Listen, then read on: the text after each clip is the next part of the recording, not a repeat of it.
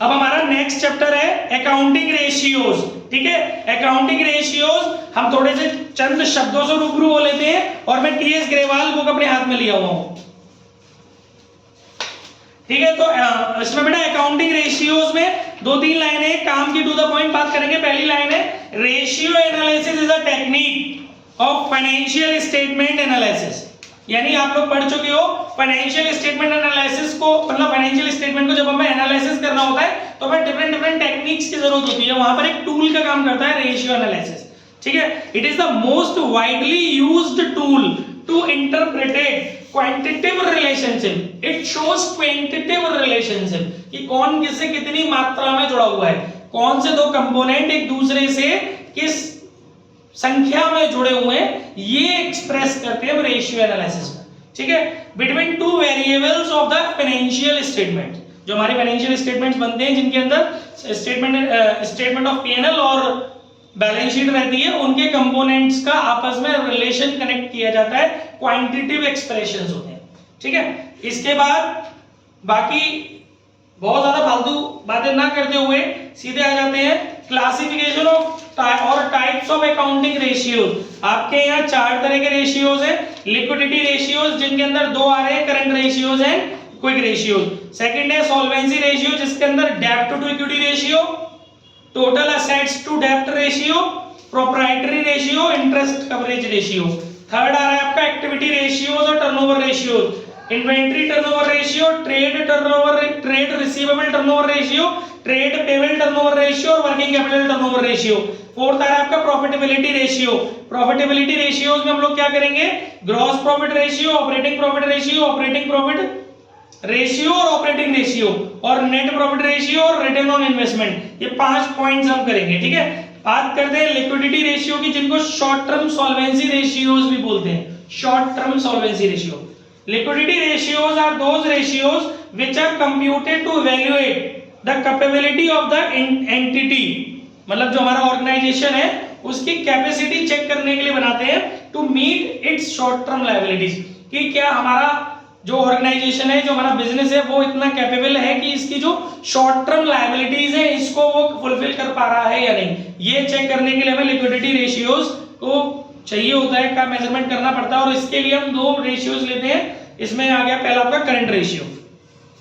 Current ratio establish the relationship between, अगर आ जाए what is current ratio तो बस यही ज्यादातर इसी तरह की डेफिनेशन लिखी जाती है।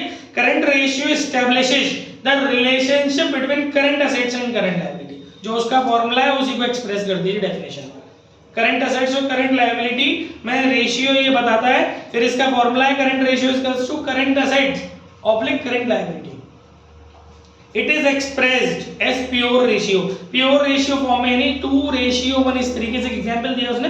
इस रेशियो में जो भी आपका रेशियो आ रहा है पीछे *1 आप लगा देंगे, *1, ठीक है। ठीक है guys, current assets are the assets that are either in the form of cash and cash equivalent, या तो वो कैश और कैश इक्विवेलेंट की फॉर्म में है, उन्हें आप करंट एसेट्स बोलेंगे, और can be converted into cash and cash equivalent, जैसे कि कैश तो कैश की फॉर्म में, कैश इक्विवेलेंट यानी कि marketable security, current investment cash equivalent हो गए ना, और या फिर जो कन्वर्ट हो सकते हैं जैसे कि डेटर, बीआर, ये आपके कन्वर्ट हो जाएंगे, क्लोजिंग स्टॉक ये आपके कन्वर्ट हो जाएंगे कैश की फॉर्म में, ये लिखा है ना कि, और can be converted into cash and cash equivalent within 12 month और within the period of operating cycle from the date of balance sheet, जो लास्ट डेट की बैलेंस शीट बनी है वहां से अब 12 महीने के अंदर अंदर, या फिर जो भी आपकी ऑपरेटिंग साइकिल है उसके अंदर अंदर कैश या कैश इक्विवेलेंट के रूप में कन्वर्टेड हो सकते हैं, तो उन सबको करंट एसेट्स माना जाता है। अब इसके अंदर कौन कौन सी चीजें, करंट इन्वेस्टमेंट याद करते चलना, current investment, short term investments and marketable securities, inventories, लेकिन इन्वेंट्रीज में आपको 2 चीजें एक्सक्लूड करनी है, loose tools and stores and spares. ना तो लूज टूल्स आपको लेना है while calculating, actually I am not talking that कि current loose tools and stores and spares are not the part of current assets, मैं ये नहीं बोल रहा हूँ, it is a part of current assets, it is a category of current assets, but जब हम current ratio की calculation करते हैं तो अकॉर्डिंग टू सीबीएसई सिलेबस आपका ये उससे एक्सक्लूड कर दिया गया है कि उसको उन लोगों ने सीबीएसई सिलेबस में जो मेंशन है कि करंट रेशियो की जब भी फर्म और जो भी कोई ऑर्गेनाइजेशन कैलकुलेशन कर रही है वहां पर इनको थोड़ा सा लूज टूल्स को और स्पेयर पार्ट्स को अलग रखना है। उन्हें करंट एसेट्स की कैटेगरी में इन्हें थोड़ा सा ऐसा लगता है कि ये शायद इतनी जल्दी 12 महीने में कन्वर्ट नहीं हो पाएंगे, ऐसा इन्हें लगता है। ठीक है, तो याद रखिएगा कि ये चीजें आपको इन्वेंट्री की लिस्ट में से हटानी होगी। और ट्रेड रिसीवेबल जिसके अंदर मोस्ट कॉमनली दो चीजें आती हैं, बीआर एंड सन्ड्री डेटर्स, लेकिन इसमें से आप देखिएगा वो जो पीवीडी है उसको आपको लेस करते हुए चलना है डेटर में से। कैश एंड कैश इक्विवेलेंट जिसमें आप जानते हैं कैश, बैंक, चेक, ड्राफ्ट ये सब चीजें होती हैं। Short term loans and advances जो आप देते हैं loan short. Other current assets, अभी आपके में एक रिस्ट्रिक्शन है, केवल दो ही चीजें आ रही हैं, प्रीपेड एक्सपेंसेस। अब इसमें आप टैक्स हो, कोई प्रीमियम हो, कुछ भी expenses means expenses, prepaid advance में जो आप एक्सपेंसेस दे रहे हो वो, और एक्रूड इनकम्स। ठीक है, दो चीजें आपकी इसमें आती हैं, एक्रूड इनकम्स और प्रीपेड एक्सपेंसेस। ठीक है, और current liabilities are the liabilities repayable within 12 month or within the period of operating cycle from the date of balance sheet, वही जो 12 महीने के अंदर अंदर पेड ऑफ कर दोगे। They include short term borrowings जिसके अंदर बैंक ओवरड्राफ्ट है, कैश क्रेडिट है, current maturities of long term debts है। ओके, तो ट्रेड पेबल्स जिसके अंदर bills payable and sundry creditors है। अदर करंट लायबिलिटी, अच्छा अदर करंट लायबिलिटी में तीन चार चीजें ज्यादातर रहती हैं, interest accrued but not due on borrowings, और interest accrued and due on borrowings. तो ये चीज मैं पहले भी आपको जब कोर्स कराया था तो बताया था कि दो होती हैं चीजें, एक तो interest due, interest accrued and due, और एक होती है interest accrued but not due. मतलब जैसे अगर मैं 31 मार्च को अपने अकाउंट्स क्लोज करता हूं और मैं जो इंटरेस्ट बोरोइंग्स पर देता हूं वो साल में 2 बार देता हूं, 30 जून और 31 दिसंबर। तो लास्ट मैंने जो अपने अकाउंट्स क्लोज करने से पहले लास्ट जो मैंने इंटरेस्ट बोरोइंग्स पर प्रोवाइड की होगी वो 31 दिसंबर को की होगी, क्योंकि मैं खाते तो 31 मार्च को बंद कर रहा हूं ना, अपने अकाउंट्स क्लोज कर रहा हूं। तो लास्ट जो मैंने बोरोइंग्स पर इंटरेस्ट दी होगी वो 31 दिसंबर को दी होगी।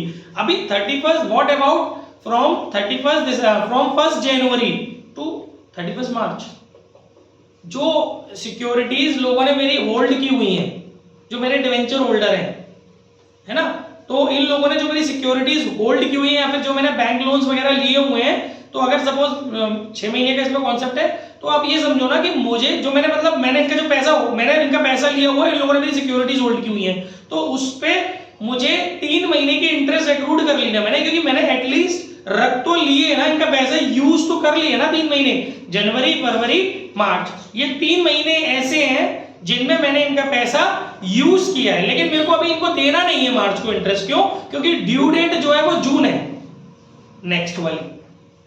तो वो जो 3 महीने की इंटरेस्ट है, अगर आप फाइनेंशियल स्टेटमेंट बना रहे हैं तो फाइनेंस जो हमारे अकाउंटिंग कॉन्सेप्ट्स हैं, उनके प्रिंसिपल्स हैं, उनके बेसिस पर जाएं, तो वो एक्रूड वाले एक्सपेंसेस को भी और आउटस्टैंडिंग वाले एक्सपेंसेस को भी कंसीडर करना चाहिए, है ना, एक्रूवल बेसिस और वो सब कॉन्सेप्ट्स होते थे ना अपने, तो उस हिसाब से 3 महीने की इंटरेस्ट मुझे अपने बुक ऑफ अकाउंट्स में दिखानी चाहिए, तभी मेरा नेट प्रॉफिट और सिचुएशन जो पोजीशंस है वो क्लियर आ पाएंगी। तो वो 3 महीने की इंटरेस्ट वो एक्रूड हो गई है, बट अभी ड्यू डेट उसकी नहीं आई है। तो ये वो कॉन्सेप्ट है कि interest accrued but not due on borrowing, और दूसरा इंटरेस्ट एक्रूड भी है और ड्यू भी है। वो क्या कॉन्सेप्ट है कि जैसे मैं 31 दिसंबर को प्रोवाइड कराता हूं इंटरेस्ट, तो कुछ ऐसे डिवेंचर होल्डर्स हैं जो ट्रेसेबल नहीं हो पा रहे हैं, 31 दिसंबर को नहीं आए, आप लोगों को, अब 10,000 लोगों को मैंने अपने डिवेंचर्स बांटे हुए, सबको मैंने न्योता दिया, आ जाओ सब 31 दिसंबर को ले जाओ अपने अपने इंटरेस्ट। जे बहन जी 2-3 बहन जी हैं, इन बहनजियों पे मिला के 2000 डिवेंचर्स हैं, तो ये उस डेट पे प्रेजेंट नहीं हुए और स्टिल 31 मार्च तक प्रेजेंट नहीं हुए मेरे यहाँ।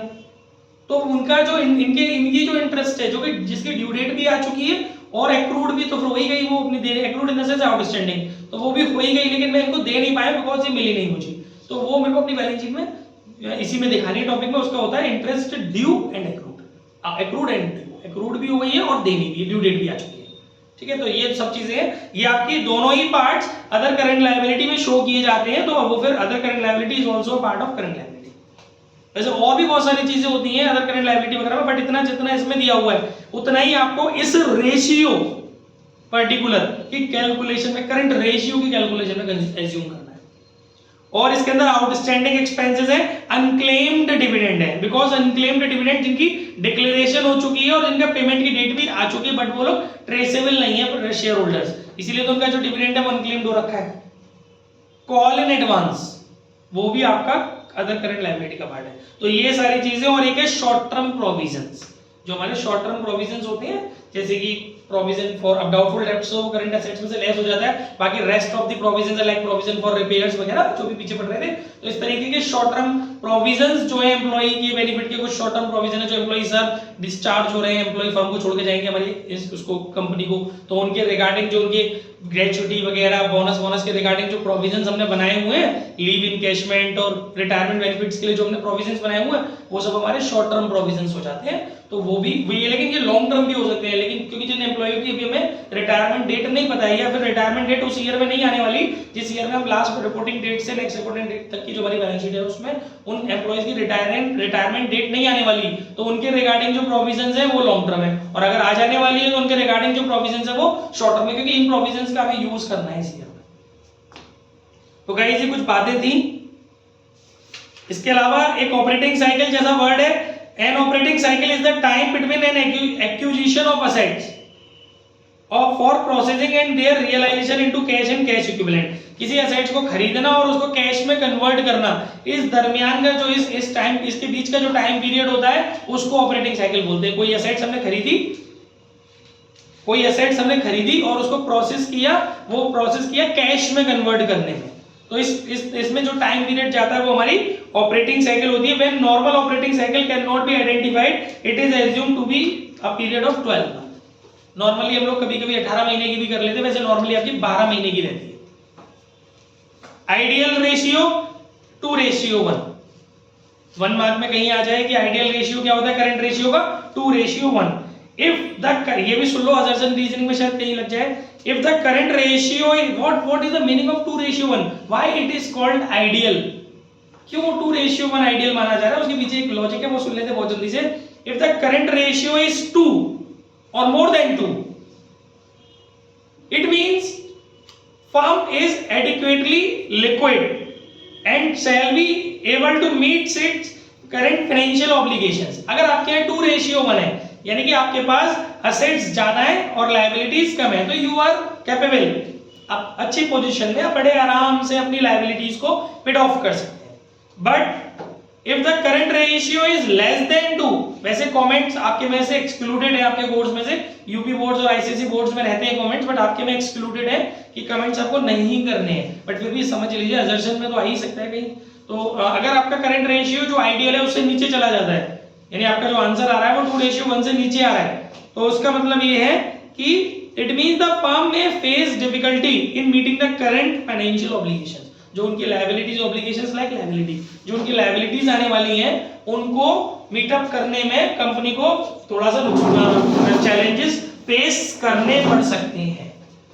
दिख रहा है थोड़ा कि सीरीज दिख रहा है ऊपर, दिख रहा है, आवाज कहीं और से निकल के आ रही है, लोगों को सोचिए दिख रहा है। हाँ जी गाइस, अब चलते हैं एग्जांपल्स पे, बहुत ध्यान से सुनेंगे। बुक्स हैं सबके पास, विदाउट बुक मत बैठिएगा।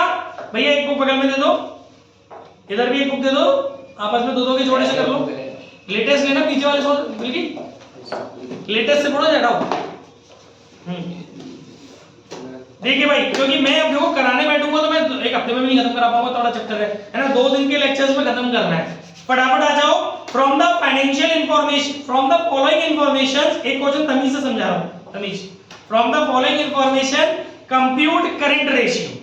देखिए भाई, आपने अभी फॉर्मूला पढ़ लिया कि करंट एसेट्स और करंट लायबिलिटी का डिवाइड लगाना आपस में, और करंट एसेट्स में क्या आता है वो भी हमने लिस्ट पढ़ ली, अभी करंट लायबिलिटी भी पढ़ ली। अब इसमें देख लेते हैं, trade receivable, yes current assets, prepaid expenses current assets, cash and cash equivalent current assets, short term investment current assets, machinery ignore मारो, बिल्स पेबल करंट लायबिलिटी, सुंदरी creditors current liability, debenture ignore मारो, inventories ले लो current liability current assets, और expenses payable current liability. Current assets को एक तरफ जोड़ लो, current liability को एक तरफ जोड़ लो, डिवाइड मार लो और आंसर पा लो 2:1 ही आ रहा है, खत्म कहानी आ रहा है। Next illustration 2। इलस्ट्रेशन 2 में जो मुझे डिस्कस करना है वो ये है, मुझे बहुत ध्यान से सुनिए। इलस्ट्रेशन 2 में मैं क्वेश्चन कुछ नहीं पढ़ रहा, मैं आपके साथ कुछ फॉर्मूलाज डिस्कस कर रहा हूं, ठीक है ना। आपको अगर चाहिए अच्छी प्रैक्टिस करनी है तो आप इन क्वेश्चंस को घर पे जाके कर सकते हो, जो मैं उठा रहा हूं, ठीक है। तो इसमें आप ध्यान रखिएगा कि इतना आसान कुछ कभी कभी नहीं होता है कि करंट असेट्स और करंट लायबिलिटी को फाइंड आउट करना। तो बैलेंस शीट को तोड़ना मरोड़ना आप सीख गए, बैलेंस शीट के हेड्स को, तो बड़े आराम से चैप्टर निपटा ले जाओगे, बहुत इजी चैप्टर है। तो भाई कुछ मदद मैं कर देता हूं तोड़ने मरोड़ने में। टोटल असेट, देखो एक फॉर्मूला है अपने पास, टोटल असेट्स, ध्यान दो मेरी बात को समझो साथ ही साथ। Total assets is equal to, मतलब जो असेट साइड का टोटल है उसके अंदर मेजर पॉइंट्स क्या होते हैं, fixed assets plus non current investment plus current investment. अब वो बात अलग है कि प्लस करंट असेट्स, मतलब वो बात अलग है कि जो फिक्स्ड असेट्स है उसके भी दो पार्ट होते हैं, टेंजिबल और इंटेंजिबल। बट अगर हम मेन पॉइंट्स की बात करें तो fixed assets plus non current investments और प्लस करंट असेट, यही आपका वो पैटर्न होता है बैलेंस शीट में लिखने का क्रम जो होता है, ठीक है। तो अगर आप इन तीन चीजों को जोड़ लेते हो तो आपको क्या मिल जाएगा बच्चों, टोटल असेट्स। और टोटल असेट्स और टोटल लायबिलिटीज इक्वल होती है, वो कहीं ना कहीं आपकी हेल्प करेंगी सवाल सॉल्व करने में, अगर आपको टोटल असेट्स का फॉर्मूला पता होगा। तो आप जब अपना क्वेश्चन पढ़ेंगे ना ये वाला, तो आपको कहीं ना कहीं टोटल असेट्स की नीड फील होगी। तो टोटल असेट्स में क्या क्या चीजें इन्वॉल्व है वो मैंने आपको बता दी, ओके। अच्छा, क्यों इस क्वेश्चन में फील हो रही है मैंने बताई थी। टोटल असेट्स का मतलब होता है टोटल लायबिलिटीज, और ध्यान रखिएगा टोटल लायबिलिटीज के अंदर शेयर होल्डर फंड भी इन्वॉल्व होता है। मैं आपको बता भी देता हूं, टोटल लायबिलिटी का फॉर्मूला क्या होता है normally, share holder fund plus non current liability plus current liability. गिनती की तीन ही चीज तो होती है बैलेंस शीट में, लायबिलिटी पक्ष में साइड में, share holder fund, non current liability और करंट लायबिलिटी, तीन अन्य जोड़ लो टोटल लायबिलिटी हो गया। अब आपको इसमें जो भी चीज मिसिंग हो उसको फाइंड आउट कर लेना है, हर चीज को कनेक्ट करने की कोशिश करनी है कैसे भी करंट लायबिलिटीज से, ठीक है, या करंट असेट से। ये दो चीजें हमें करंट रेशियो के लिए चाहिए। तो इसके लिए फालतू के सौदे बहुत दिए, तो वो फालतू के सौदे जो दिए हैं आपको क्वेश्चन में, उनके अगर फॉर्मूलाज आपको पता होंगे तो उनको पट करके उनसे मतलब की चीजें निकाल सकते हो, ठीक है। नेक्स्ट एक फॉर्मूला है वर्किंग कैपिटल। वर्किंग कैपिटल का फॉर्मूला होता है current assets minus current liability. अब मान लो कोई क्वेश्चन करंट रेशियो का आ रहा है और उसमें कहीं वर्किंग कैपिटल आपको नजर आ रहा है, तो समझ जाओ कि current assets minus current liability करोगे। सपोज मान लो जैसे वर्किंग कैपिटल दे दी है, करंट असेट्स दे दी है, तो फॉर्मूला पता है, इधर उधर ले जाके पक्षांतर करके, इंग्लिश में क्या कहते हैं, ट्रांसफर करके एक साइड से दूसरी साइड पे, हिंदी में कहते हैं पक्षांतर। पक्षांतर करके आप करंट लायबिलिटी निकाल सकते हो या फिर करंट असेट्स निकाल सकते हो with the help of working capital.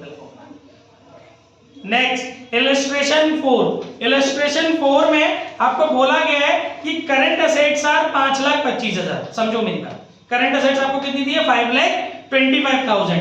Inventory आपको दी है 2 लाख, और इन्वेंट्री के अंदर ब्रैकेट में लिखा है इंक्लूडेड लूज टूल्स 75,000। प्यारे बच्चों मैं आपको एक बात बताता हूं, अगर ये ब्रैकेटबाजी नहीं होती, क्वेश्चन कुछ इस प्रकार से होता है कि current assets is equal to 5,25,000 है ना, और इन्वेंट्री 2 लाख, ब्रैकेटबाजी थोड़ी देर के लिए नहीं होती, तो मैं इन्वेंट्री को भूल जाता। क्यों? क्योंकि करंट असेट्स जब निकला ही दिया है तो क्या मतलब है इन्वेंट्री का, inventory already included in current assets. हमारे पास पूरे ग्रुप का आंसर है ना 5,25,000, बट अभी भी मैं 2 लाख रुपए का भूल ही जाने वाला हूं। लेकिन उसने बोला है इस 2 लाख रुपए जो कि करंट असेट्स में इन्वॉल्व है, उन 2 लाख के अंदर 75,000 का लूज टूल्स इन्वॉल्व है, जो कि एक्सक्लूड करना है हमको। तो इस वजह से 5,25,000 में से 75,000 माइनस करेंगे, तब हमको एक्चुअल करंट असेट्स मिलेगा जो कैश जो करंट रेशियो के लिए एप्लीकेबल है। क्लियर?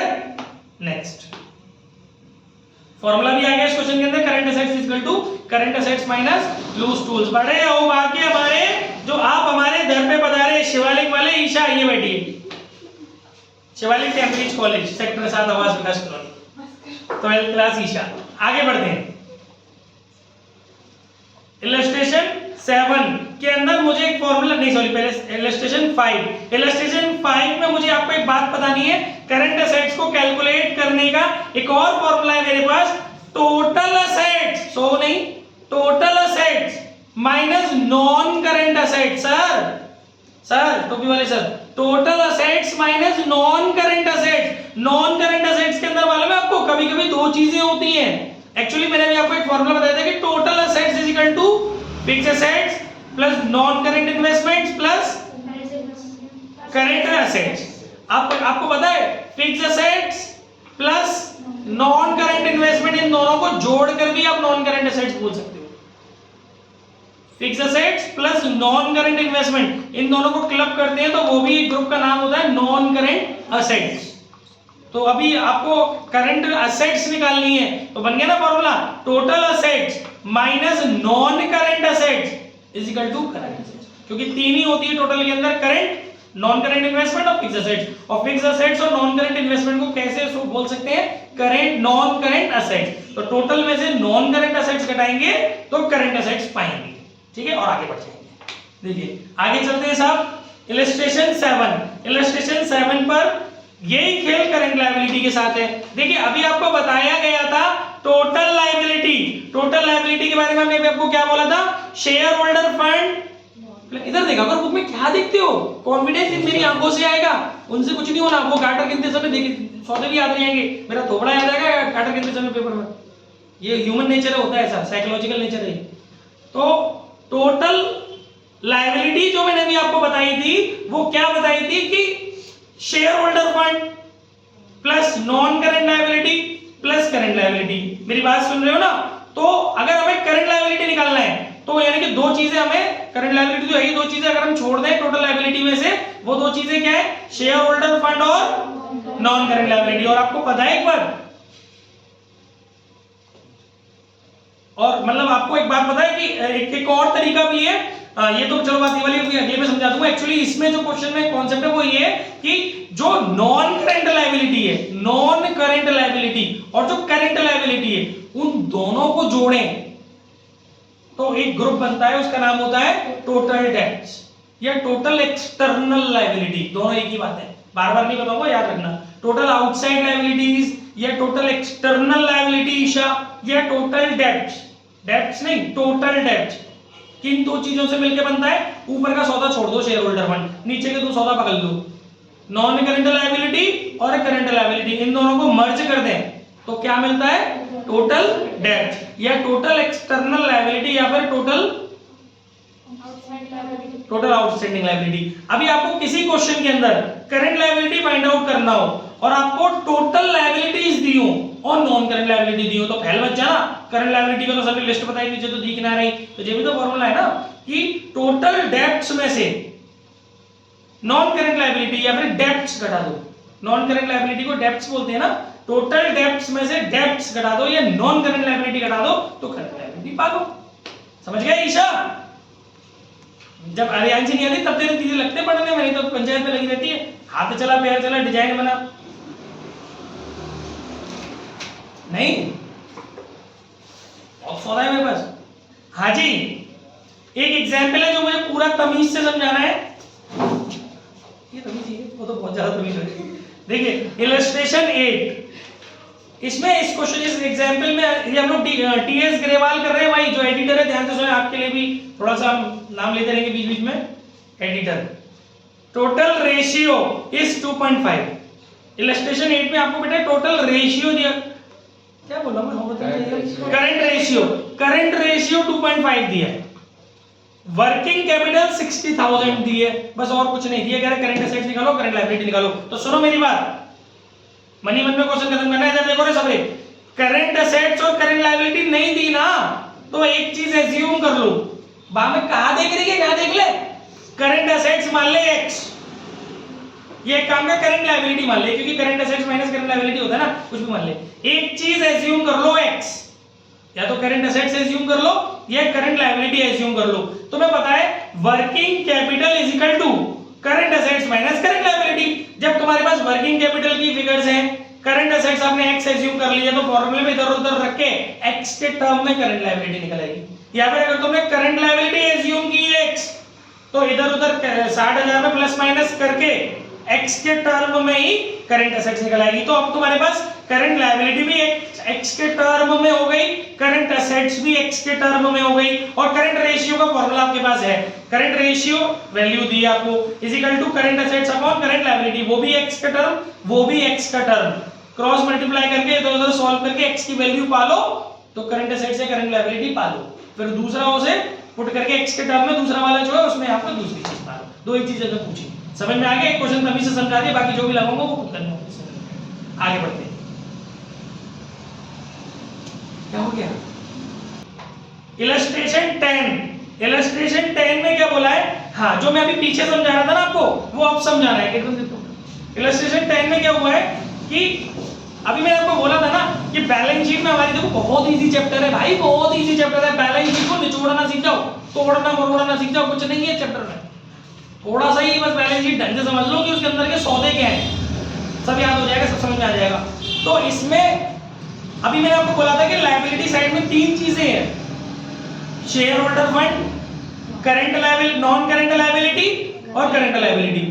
अगर मुझे करंट लायबिलिटी, अभी तो मैंने एक तरीका आपको बताया था कि वो दो चीजों का बॉक्स जो होता है, नॉन करंट लायबिलिटी और करंट लायबिलिटी, इन दोनों को जोड़ो तो टोटल डेब्ट बनता है, टोटल डेब्ट में से डेब्ट घटाओ या फिर नॉन करंट लायबिलिटी घटाओ तो करंट लायबिलिटी पाओ। एक तरीका ये है। दूसरा तरीका क्या है कि आपको, दूसरा तरीका आपको ये है कि आपको जो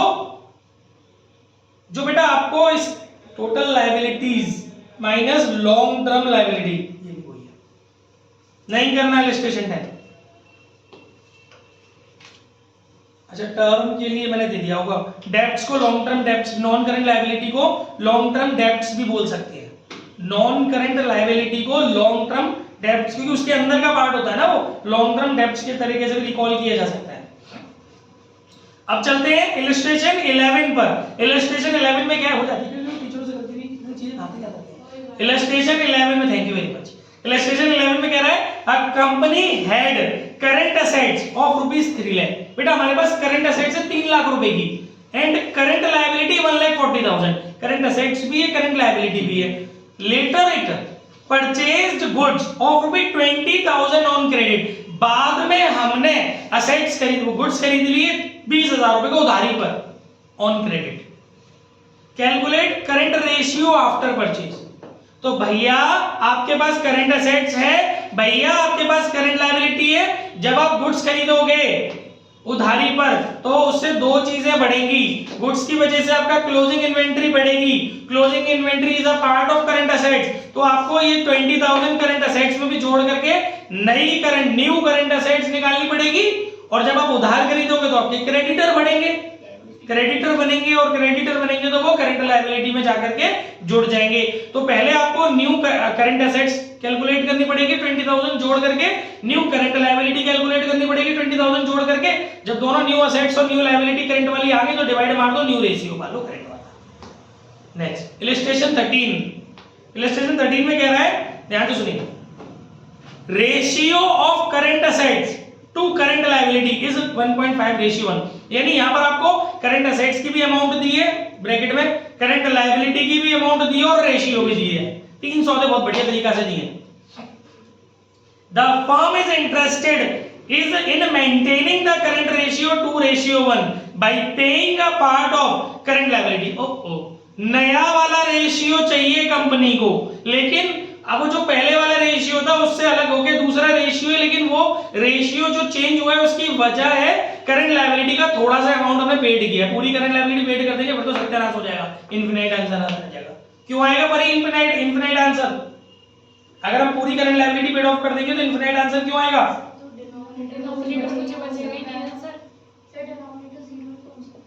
घंटा, आई एम रॉन्ग और you are also wrong. Infinite नहीं आएगा, जीरो आएगा। जब आप पूरी करंट लायबिलिटी पेड ऑफ करने जाओगी ना तो क्या करंट असेट्स में से कैश नहीं पेड हो जाएगी, कैश नहीं डिक्रीज हो जाएगी? तो करंट असेट्स तो ज्यादा है ना। हां सर, हां उसमें तो कैश के अलावा भी तो चीजें हैं ना सर, इन्वेंटरीज वगैरह, शॉर्ट टर्म इन्वेस्टमेंट। अरे वाह बड़ी क्या बात है, गुड। हाँ मतलब घंटा में ऐसा सोचना मत, यू आर राइट, गुड बच्चों गुड। हमारा तो काम ही कंफ्यूज करना। तो ठीक है, इनफिनाइट क्यों आएगा? क्योंकि जब आप जीरो से डिवाइड करते थोड़ा सा आपका मेंटल लेवल चेक किया था कि जग रहे हो कि सो गए, दिमाग को जगा रखी है कि सो गए। जीरो से जब किसी भी चीज को डिवाइड करते तो इनफिनाइट आंसर आता है। वेरी गुड, गुड बच्चों। तो अभी फिलहाल मौके की बात यह है कि आपके पास दो रेशियोज है, वो चेंज हुए हैं, मतलब पहले रेशियो से बढ़ के दूसरा चेंज हुआ है। उसके पीछे वजह क्या रहेगी? आपकी लायबिलिटी पेड ऑफ हो गई है ना। तो अब आप उसको समझो कि उसमें पूछा गया आपसे compute the amount of current liability that should be paid of, जो आपको पेड करनी है, so that the current ratio ये वाला मेंटेन हो जाए। तो इस सिचुएशन में आप करेंगे क्या भैया? एक ही काम कर सकते हो जो मेरे को लगता है, वो ये कर सकते हो कि जो नया वाला रेशियो आपको दिया हुआ है उसका फॉर्मूला होता है नया वाला रेशियो रखो, फॉर्मूला लगाओ current assets upon current liability. तो आप एक काम करो कि आप ये मान लो कि जो पार्ट आपने पेड ऑफ किया है वो एक्स मान लो,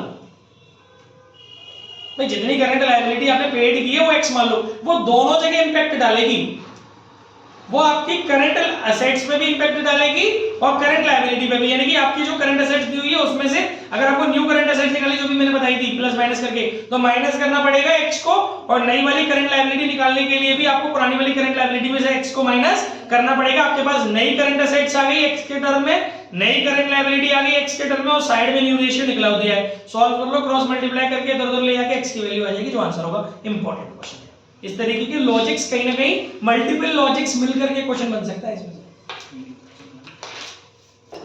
नेक्स्ट है, फिर अभी आप बढ़ाओगे, हर बंदे को 100 सब्सक्राइबर बढ़ा दें। नेक्स्ट है इलस्ट्रेशन 14। इलस्ट्रेशन 14 में क्या बोला गया है? अ फर्म, चलिए कम टू द पॉइंट बेटा, टाइम नहीं, सॉरी तो मैं अपने आप को रिचार्ज करता हूं, बीच में बातें करते हैं। A firm had current ratio, फटाफट खत्म करना है। A firm had current assets of rupees 3 lakh, हमारे पास 3 लाख रुपए के करंट असेट्स है। It paid current liability of rupees 60,000, 60,000 की करंट लायबिलिटी, इस बार हमें पता है कि इसमें से हमने कितनी करंट लायबिलिटी पेड कर दी। After the payment current ratio, अब हमें ये भी पता है कि करंट रेशियो कितना हो गया। डिटरमाइन द करंट लायबिलिटी, इस बार हमें ये नहीं पता कि पुरानी वाली करंट लायबिलिटी कितनी है, तो कोई बात नहीं है ना, नहीं पता ना, तो पुरानी वाली करंट लायबिलिटी आप एज्यूम कर लो, है ना, और फिर बिल्कुल इसी पैटर्न में लेके जाओ। पुरानी वाली करंट लायबिलिटी आप एज्यूम कर लो, और उसमें से आप 60,000 रुपए घटा लो, नई वाली करंट लायबिलिटी आ जाएगी। और पुरानी वाली करंट असेट्स आपके पास है ही है, उसमें से 60,000 रुपए घटा लो, नई वाली करंट असेट्स आ जाएगी, नया रेशियो दिया, x की वैल्यू आ जाएगी आपकी पुरानी वाली करंट लायबिलिटी। ठीक है, एक चीज और पूछी है इसने, calculate working capital before and after. तो देखो जब आपके पास पुरानी वाली करंट लायबिलिटी आ जाएगी और पुरानी पुरानी क्या कर रहा हूं मैं, ओल्ड करंट लायबिलिटी आ जाएगी और ओल्ड करंट एसेट्स आपके पास है ही है, तो वर्किंग कैपिटल बिफोर की निकल आएगी, current assets minus current liability करके, और न्यू करंट लायबिलिटी भी आप 60,000 रुपए घटा करके पता कर लेंगे, राइट, और न्यू करंट एसेट्स भी आपको पता चल गई अभी, तो फिर न्यू वर्किंग कैपिटल निकल आएगा। इसने पूछा है कि वर्किंग कैपिटल कैलकुलेट करिए बिफोर एंड आफ्टर, ये भी अच्छा क्वेश्चन है। नेक्स्ट, इस तरीके से करा रहा हूं कि बहुत कम कोशिश रहेगी आपको खुद करने की, क्योंकि सारे कॉन्सेप्ट्स इसमें हैं। इसके बाद इलस्ट्रेशन 15, ये मैं पूरा तमीज से कराऊंगा, मतलब समझाऊंगा, डिस्कशन करना है मुझे। देखो मेरी बात ध्यान से सुनो, क्योंकि ये आने के प्रबल संभावनाएं, इस तरीके के पॉइंट आने की, बहुत बढ़िया चीज है। इसमें बोला गया है current ratio of a company is 2:1, state giving reasons which of the following would improve, reduce और नॉट चेंज द रेशियो। हमें रीजन देते हुए बताना है कि किसी भी एक्टिविटी से हमारा रेशियो बढ़ेगा, घटेगा या नॉट चेंज होगा, क्यों, उसके पीछे रीजन क्या है, रिजल्ट्स भी बताने और रीजंस भी बताने। पहला है, देखो पहले इसमें आपको करना क्या होता है, जैसे आपको करंट रेशियो दिया हुआ है 2:1, तो गाइस आपको असेट्स और लायबिलिटीज एज्यूम कर लेनी होती है, उसी अमाउंट उसी टोन में कर लेना जिस टोन में आपको रेशियो दिया, जैसे कि 2:1 दिया है तो आप रख सकते हो जैसे 2 लाख रुपए रख लो, छोटे मोटे मत रखना क्योंकि इसमें बीच में 100-20-25,000 वाले हैं। अब 20,000 मत मान लेना या 2,000 मत मान लेना करंट लायबिलिटी, कैसे घटाओ 2,000 में से 20,000, ठीक है, थोड़ा सा तमीज वाली बात करना। 2 लाख रुपए आपने करंट एसेट्स मान लिया, 1 लाख रुपए आपने करंट लायबिलिटी मान लिया बेटा। अब जो वो बोलेगा उसके हिसाब से सोच लेते हैं, क्वेश्चन तमीज से बता देता हूं, उसके बाद मैंने ये सब सेल्फ के लिए लगाए, जिनमें भी बीच में मुझे एक पॉइंट नजर आया है चेंज आगे के क्वेश्चन पे, वो मैं भी डिस्कस कर लूंगा, पर ये कर लेगा सेल्फ से कर लेना, पर एक क्वेश्चन में से तमीज से सुन लो। पहला point, repayment of current liability, ध्यान दीजिए, रीपेमेंट ऑफ करंट लायबिलिटी मतलब आप इसमें अमाउंट नहीं दिया, अपनी मर्जी से एज्यूम करना है, आप करंट लायबिलिटी को रीपेमेंट कर रहे हो। करंट लायबिलिटी, सोच के घोड़े दौड़ाओ, इधर देखो, रीपेमेंट ऑफ करंट लायबिलिटी यानी कि मान लीजिए आपने 50,000 रुपए अमाउंट दिया, इसमें आपने अपनी 50,000 रुपए की लायबिलिटी का रीपेमेंट किया, तो उस सिचुएशन में क्या होगा, आपकी करंट लायबिलिटी कम हो जाएगी, करंट लायबिलिटी बोला ना, करंट लायबिलिटी कम हो जाएगी आपकी 50,000 से, और आपकी करंट एसेट्स भी, क्योंकि पेमेंट करते हैं तो कैश कम होता है, तो अब आपकी करंट एसेट्स हो गई 1.5 लाख, क्योंकि पहले 2 लाख थी ना, 50,000 घटा ली 1.5 लाख, और आपकी करंट लायबिलिटी हो गई पहले 1 लाख थी, अब आपकी हो गई 50,000। तो पहले जो रेशियो 2:1 था आपका 1.5 लाख में आपने 50,000 का डिवाइड लगाया तो 3 हो गया, तो आपका करंट रेशियो विल इंप्रूव, ठीक है, ये इसका हो गया, ऐसे इसमें लिखा हुआ है।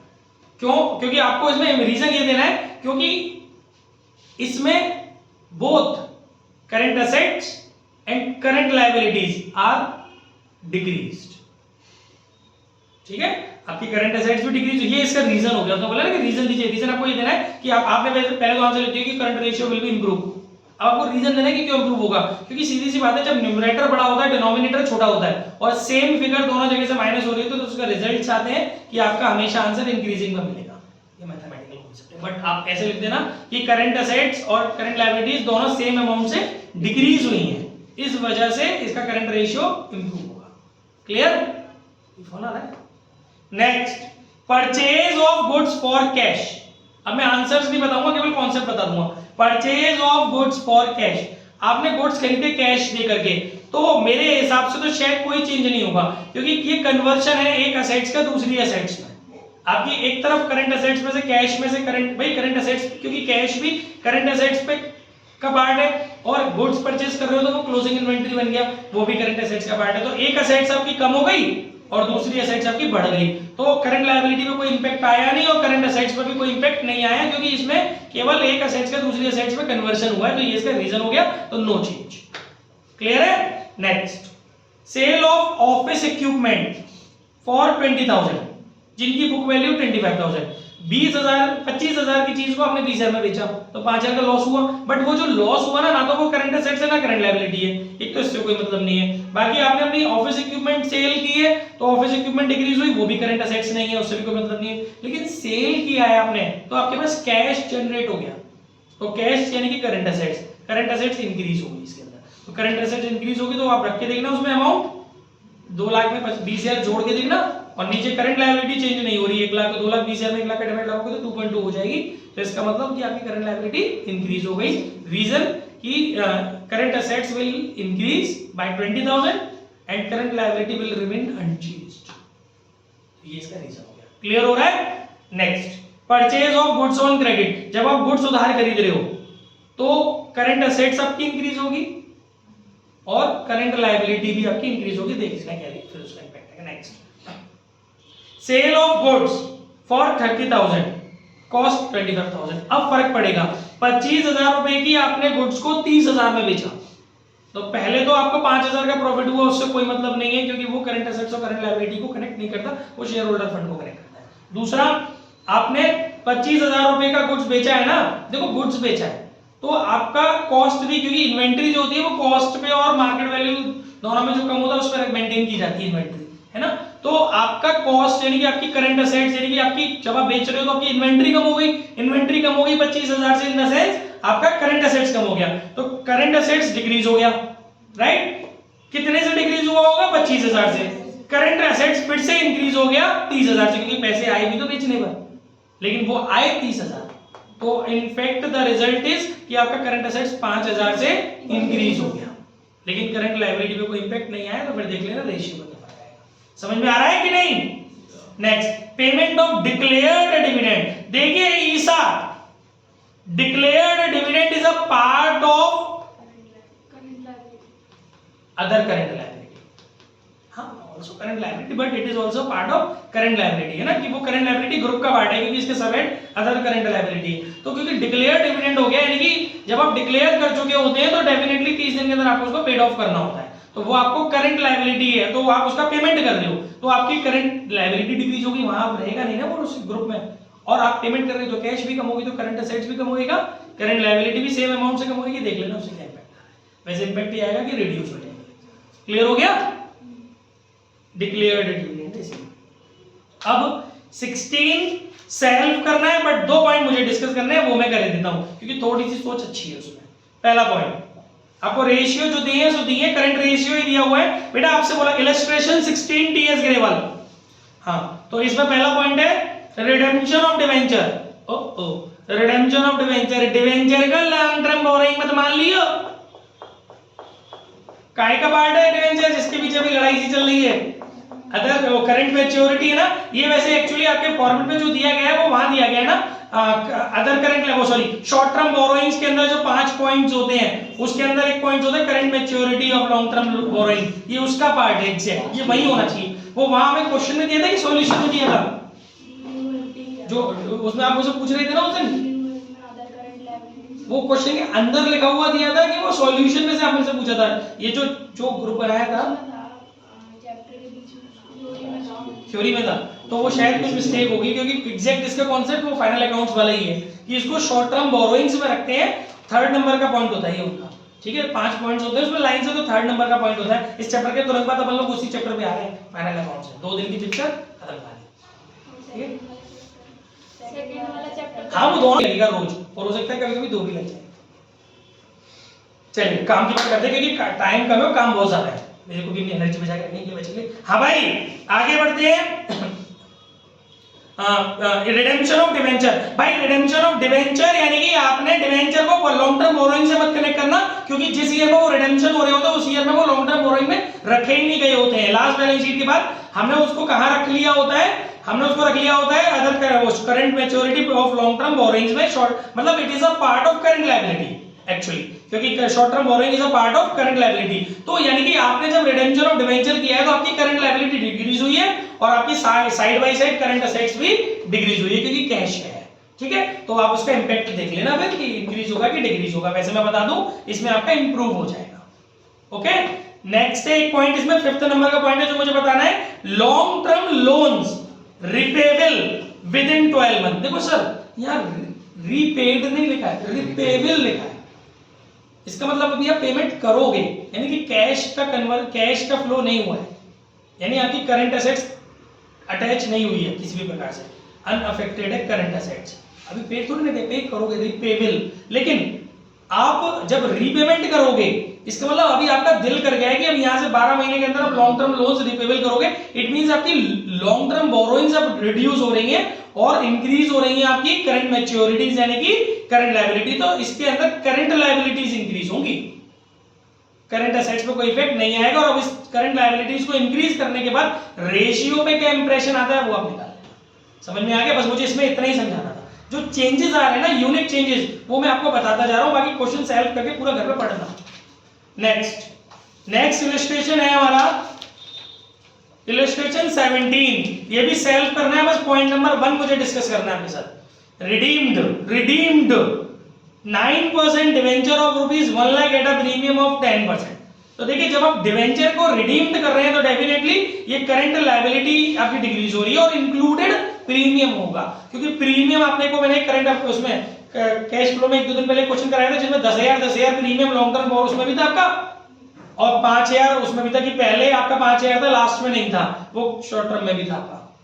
एक ऐसा क्वेश्चन करा था भी हमने, 15,000 का प्रीमियम था, 10,000 ऊपर थे, और एक जगह ओपनिंग में 5,000 था शॉर्ट टर्म में, लेकिन उस क्लोजिंग में वो खत्म हो गया था क्योंकि हमने डिवेंचर का पेमेंट कर दिया था। तो यानी कि आपको देखने को ये मिल रहा है कि प्रीमियम दोनों कैटेगरी को कनेक्ट होता है, प्रीमियम और रिडेम्पशन ऑफ प्रेफरेंशियल है ना, या डिवेंचर, ये आपकी दोनों कैटेगरीज को कनेक्ट करता है, एक आपकी लॉन्ग टर्म को भी कनेक्ट करता है, शॉर्ट टर्म को भी। लेकिन जब आप पेमेंट कर रहे होते हैं तो वो वाला जो प्रीमियम होता है वो करंट लायबिलिटी का पार्ट होता है। तो यहाँ पर आपकी जो करंट लायबिलिटी डिक्रीज होगी ना, वो 1,10,000 से होगी, क्योंकि 1 लाख रुपए के डिवेंचर और 10% का प्रीमियम, 1,10,000 रुपए से आपकी करंट लायबिलिटी डिक्रीज होगी, और कैश भी आपका 1,10,000 से, यानी कि करंट एसेट्स भी आपकी 1,10,000 रुपए से डिक्रीज होगी।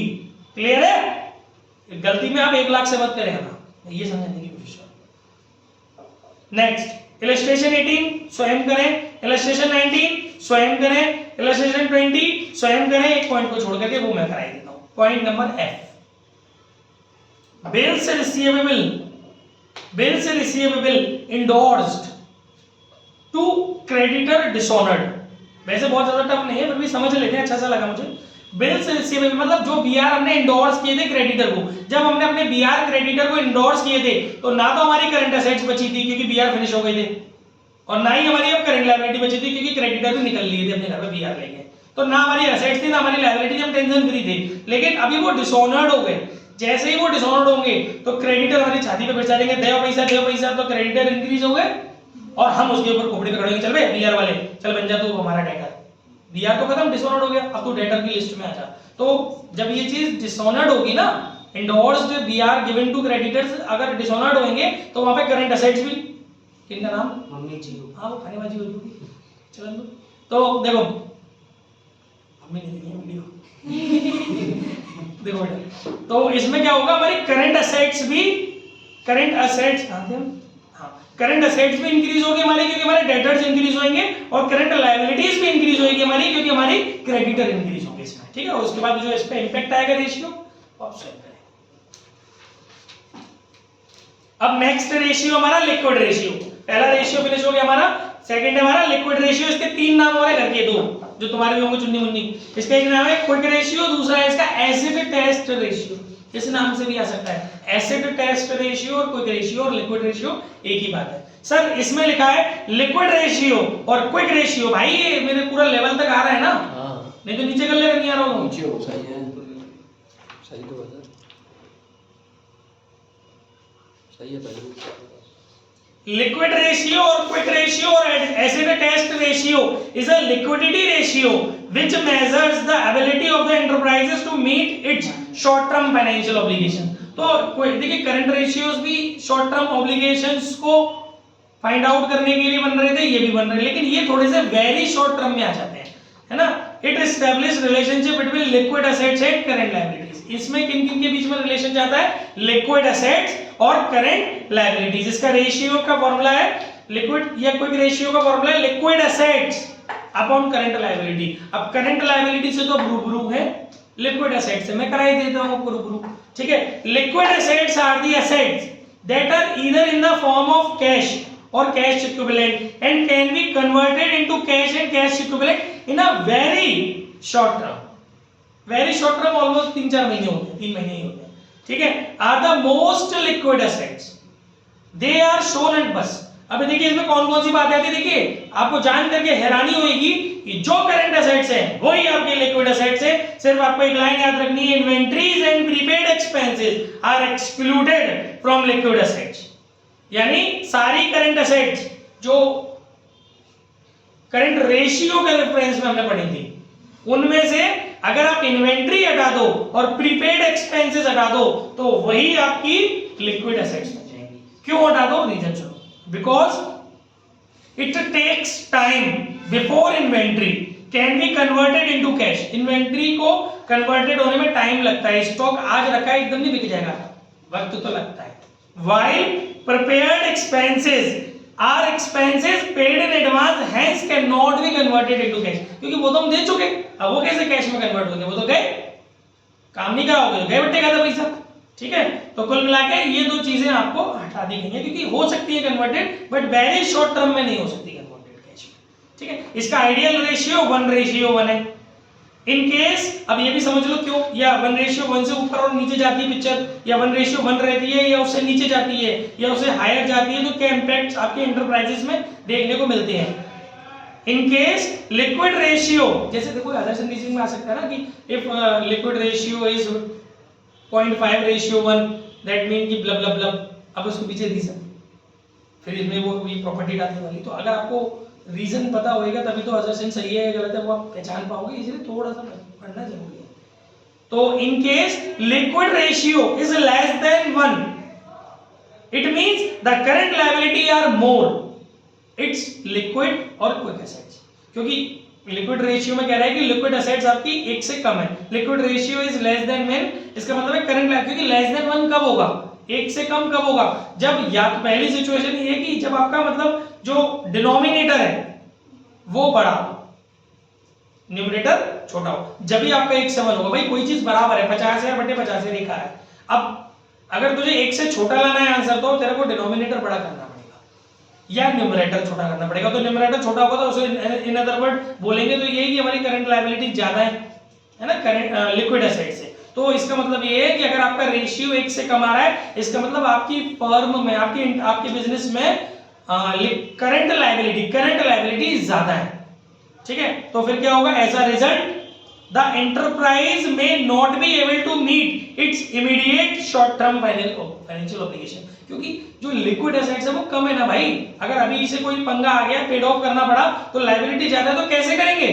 लिक्विड एसेट्स इतनी नहीं है कि एकदम से पूरी की पूरी वो उनके बराबर हो या उनसे ज्यादा हो तो चलेगा, कम है ना उनसे। तो चलो मैं कह रहा हूँ पूरी की पूरी बिक भी गई एसेट्स लिक्विड वाली, तो फिर भी वो पूरी करंट लायबिलिटीज तो पेड ऑफ नहीं हो पाएंगे क्योंकि वो कम है, ठीक है। तो current liability if they fall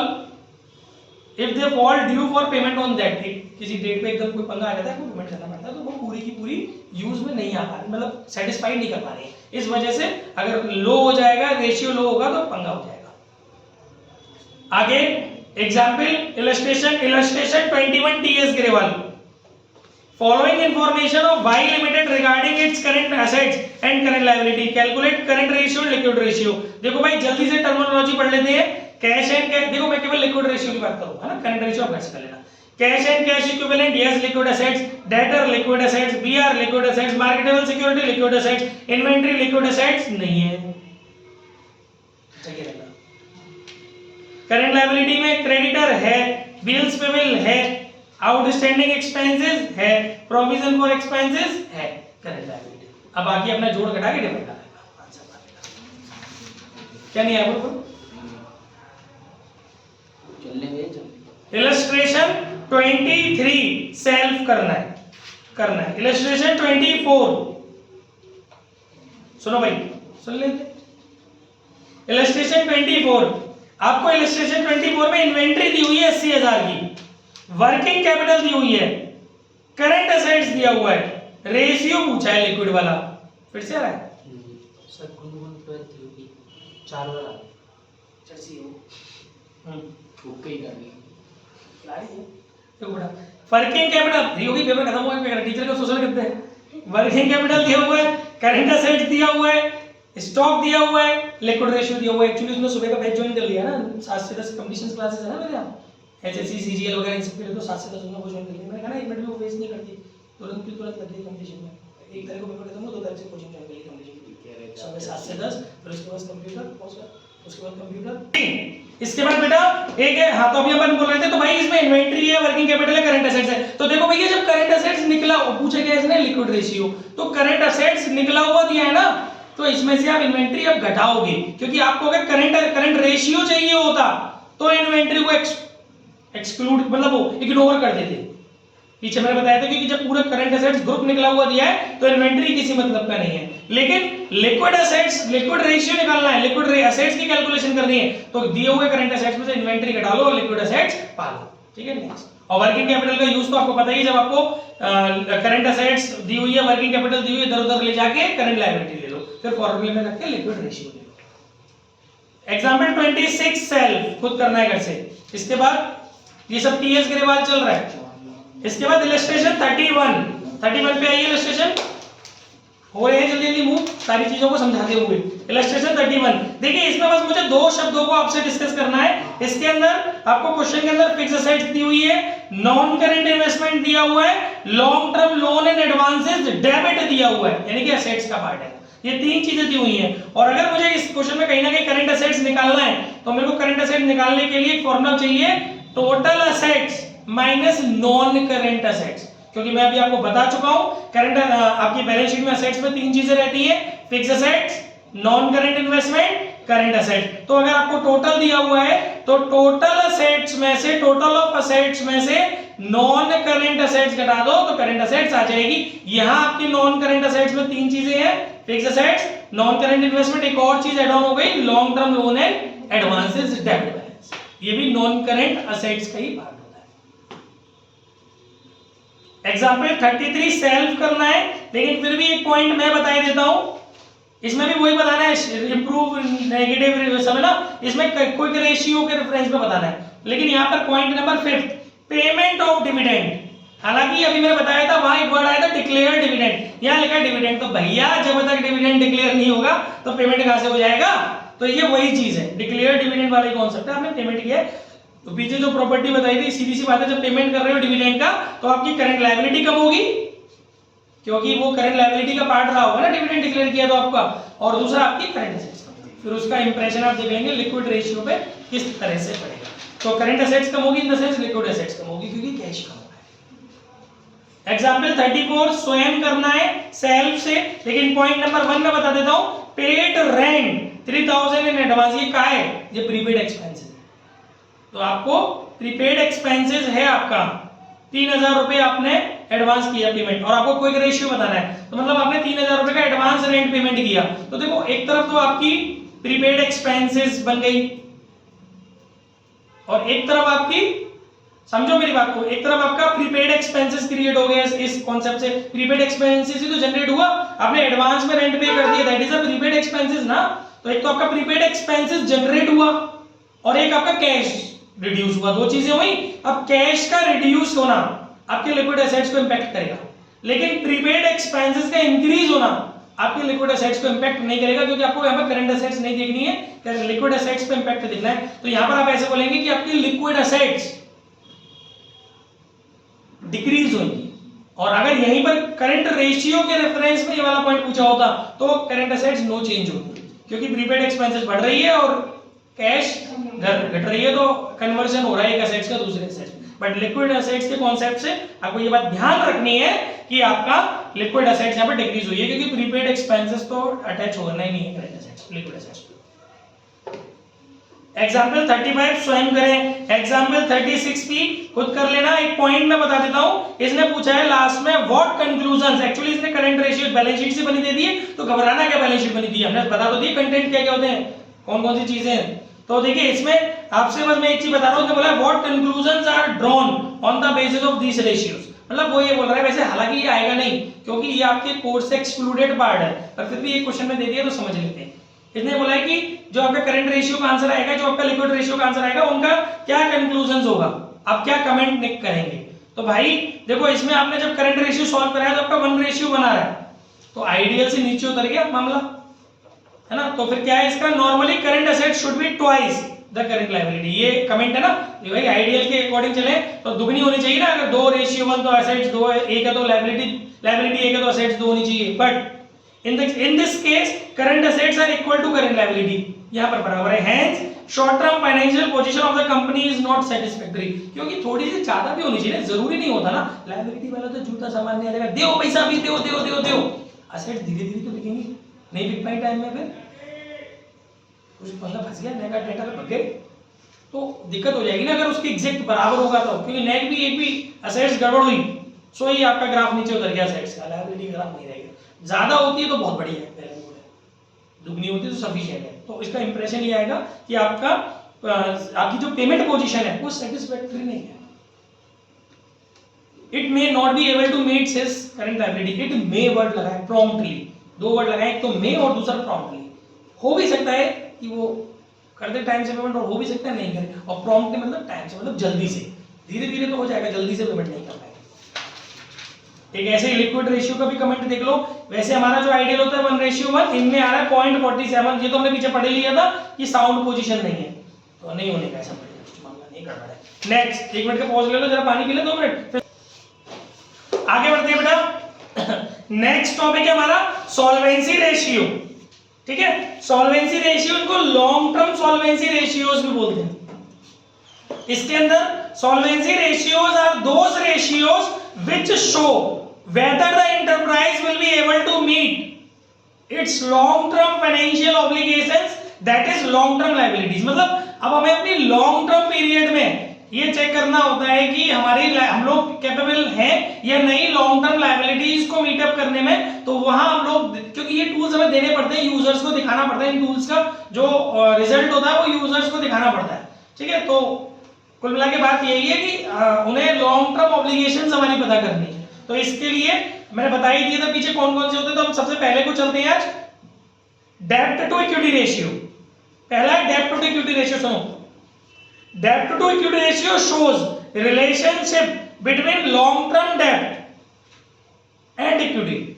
ध्यान से सुनो, लॉन्ग टर्म डेब्ट यानी कि non current liability, long term डेब्ट में करंट लायबिलिटी नहीं आता है।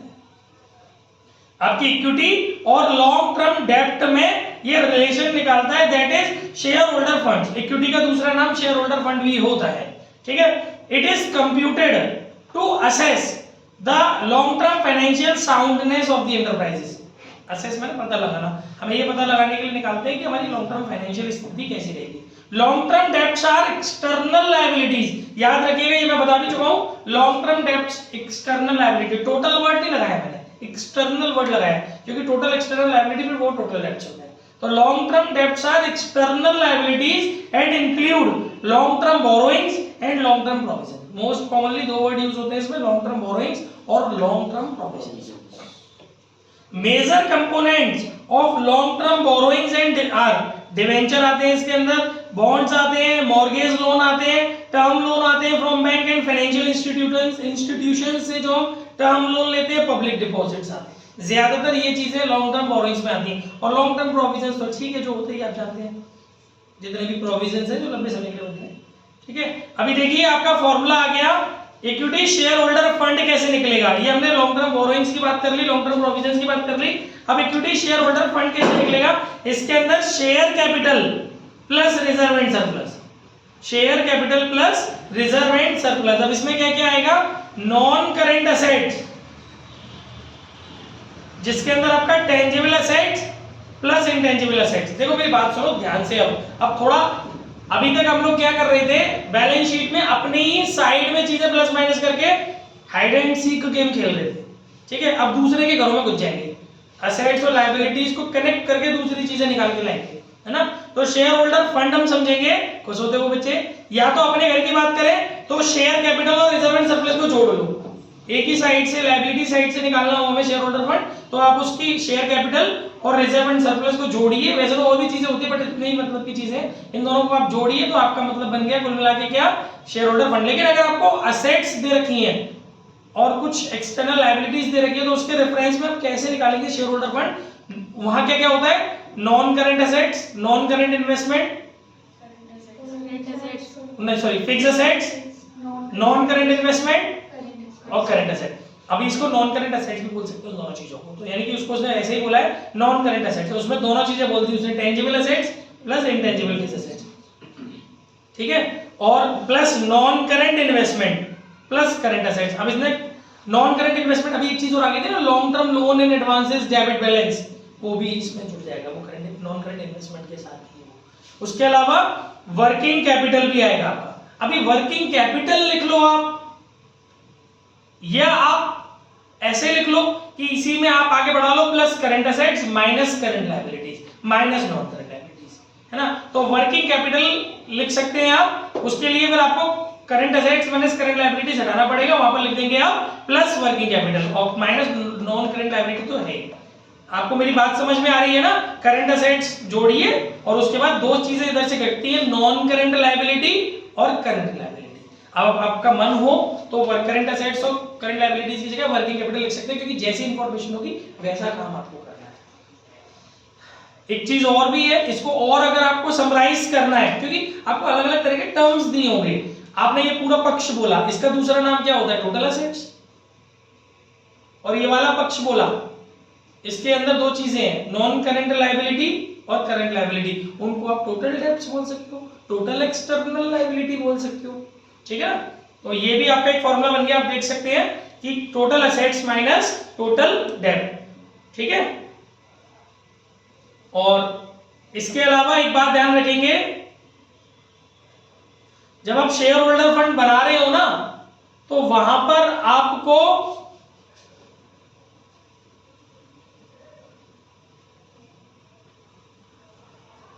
Share capital plus reserve and surplus की बात हो रही थी ना, तो वहां पे रिजर्व एंड सरप्लस अगर नेगेटिव आ रहा है तो मतलब समझ लो डेबिट बैलेंस ऑफ पीएनएल है उसका आपका, तो वो माइनस हो जाएगा प्लस की जगह। वैसे इतना बताने वाली बात थी। अच्छा, इसका फाइनली इस मेथड का फॉर्मूला क्या है, डेब्ट टू इक्विटी रेशियो का नाम से पता चल रहा है, ऊपर डेब्ट नीचे इक्विटी। तो डेब्ट में केवल लॉन्ग टर्म डेब्ट, टोटल डेब्ट नहीं, केवल डेब्ट, लॉन्ग टर्म डेब्ट, लॉन्ग टर्म डेब्ट में long term borrowing, long term provision, और नीचे इक्विटी में शेयर होल्डर फंड जो मैंने बताया वो, ठीक है साहब, आगे समझ में भाई साहब। और अगर आपसे मैं बोलूं कि बात हमें डेब्ट निकालने की करनी हो, तो वो तो हम पीछे फाइट कर ही चुके हैं कि टोटल लायबिलिटीज में, टोटल एक्सटर्नल लायबिलिटीज में से आप करंट लायबिलिटी घटा दो तो आपकी नॉन करंट लायबिलिटी या फिर डेब्ट आपका आ जाता है। एक नाम, एक और तरीका है, आपको एक बात पता है, share holder fund plus current liability, इनके घर का एक नाम होता है। अब एक नई चीज आई, share holder fund plus current liability, इसको हम लोग कैपिटल एम्प्लॉयड बोलते हैं। और अगर आपको कैपिटल एम्प्लॉयड क्वेश्चन में दिया है, शेयर होल्डर फंड आपको क्वेश्चन में दिया है, करंट लायबिलिटी आपको क्वेश्चन में दी है, तो आपको टोटल डेब्ट निकालना है, तो कैसे निकालोगे, कैपिटल एम्प्लॉयड, मैंने क्या बोला, मैंने कुछ गलत बोला क्या, हाँ मैंने गलत बोला, आई एम सो रॉन्ग, सुबदतमीज, सॉरी मैंने गलत बोला, शेयर होल्डर फंड, क्योंकि ऊपर तो शेयर होल्डर फंड के जस्ट नीचे तो नॉन करेंट लायबिलिटी होती है ना, तो वो वहां से कैसे कनेक्ट हो जाएगा? Share holder fund plus non current liability is equal to capital employed. तो आप ऐसे भी कर सकते हो, कैपिटल एम्प्लॉयड आपको दे दिया हो, इसे ध्यान से सुनिए, कैपिटल एम्प्लॉयड आपको दे दिया हो और इक्विटी या फिर शेयर होल्डर फंड आपको दे दिया, तो दोनों के बीच का डिफरेंस कर लो तो भी आपको नॉन करेंट लायबिलिटी या फिर डेब्ट मिल जाएंगे अपने मतलब, ठीक है, वो करेंट लायबिलिटी। क्लियर हो गया? आई होप समझ में आ गया होगा। आगे बढ़ते हैं फटाफट से। यहाँ लिखा भी है नीचे कैपिटल एम्प्लॉयड, फिर भी तक देखते हुए नहीं देख पा रहे, डेब्ट प्लस इक्विटी लिखा तो नीचे।